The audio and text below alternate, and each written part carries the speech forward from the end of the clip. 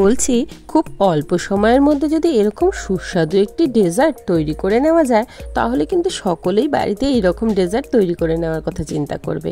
কি ঠিক বললাম না? এই ডেজার্টটি তৈরি করে নেওয়ার জন্য প্রথমেই আমি একটি বাটিতে নিয়ে নিলাম হাফ কাপ গোবিন্দভোগ আতপ চাল আর নিয়ে নিলাম কয়েকটি কাজু বাদাম। কিছুক্ষণের জন্য জল দিয়ে ভিজিয়ে রেখে দেব। এদিকে প্রায় 1.5 লিটারের মতো দুধ আমি আগেই জালে বসিয়ে দিয়েছিলাম। দেখো দুধ ফুটে উঠেছে। দুধ ফুটে উঠলে আমি হাতার সাহায্যে কিছুটা দুধ একটি বাটিতে তুলে নিচ্ছি। এই দুধটা আমার পরবর্তীতে প্রয়োজন হবে। আর এই ডেজার্টটি তৈরি করে নেওয়ার জন্য লাগবে আমার গাজর। তাই আমি এখানে 2টো গাজর নিয়ে নিয়েছি। গাজরটা প্রথমেই আমি খুব সুন্দর করে ছুলে নিচ্ছি।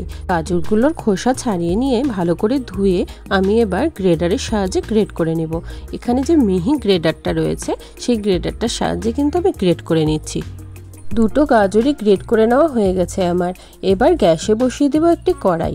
কড়াইয়ে দিয়ে দেব 1 চামচ ঘি।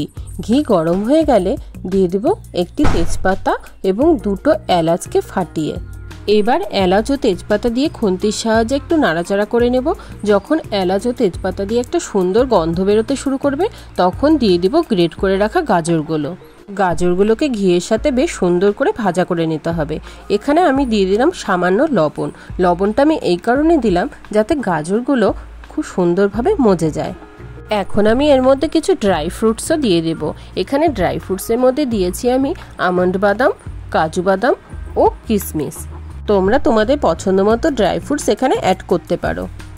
গাজরগুলো ভাজা হতে হতে এদিকে চাল ও কাজু বাদামটা যে ভিজিয়ে রেখেছিলাম সেই চাল ও কাজু বাদাম ও দুধটা যে উঠিয়ে রেখেছিলাম সেই দুধটা দিয়ে আমি একটি মিক্সিং বলে মিহি পেস্ট তৈরি করে নেব। কিছুক্ষণের মধ্যেই দেখো গাজরগুলো নাড়াচাড়া করতে করতে অনেকটাই মজে গিয়ে কিন্তু কমে এসছে। এখন আমি দিয়ে দিব সে আগে থেকে জাল দিয়ে রাখা দুধটা।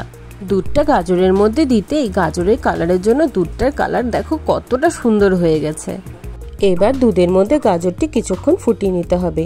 এই সময় আমি ডেজার্টটির স্বাদ আরও একটু বাড়িয়ে তোলার জন্য দিয়ে দিচ্ছি কিছুটা গুঁড়ো দুধ। এখানে একটা এভরিডে ছোট গুঁড়ো দুধের প্যাকেট আমি সম্পূর্ণটাই দিয়ে দিলাম। গুঁড়ো দুধ দিয়েও দুধ ও গাজর আবারও ভালোভাবে নাড়াচাড়া করে নেব। এই অবস্থায় আমি অ্যাড করে দেব আগে থেকে যে মিহি পেস্ট করে রেখেছিলাম চাল, কাজু বাদাম ও দুধ দিয়ে সেই পেস্টটা। আর এই সময় কিন্তু একেবারেই নাড়াচাড়া বন্ধ করলে হবে না। নাড়াচাড়া বন্ধ করলে কিন্তু নিচে লেগে যাওয়ার সম্ভাবনা থাকবে। তাই নাড়াচাড়া কিন্তু খুন্তির সাহায্যে করেই যেতে হবে। নাড়াচাড়া ঠিক ততক্ষণ অবধি করতে হবে যতক্ষণ অবধি না চালগুলো ভালো মতো করে সিদ্ধ হয়ে যাচ্ছে।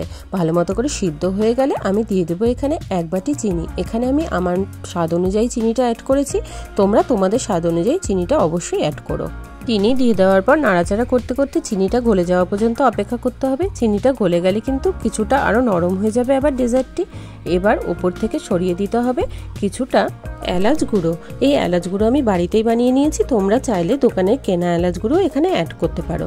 দেখো ডেজার্টটির থিকনেস ঠিক এইরকম অবস্থায় ডেজার্টটি কিন্তু নামিয়ে নিতে হবে, কারণ ঠান্ডা হয়ে গেলে ডেজার্টটি কিন্তু আরেকটু টাইট হয়ে যাবে।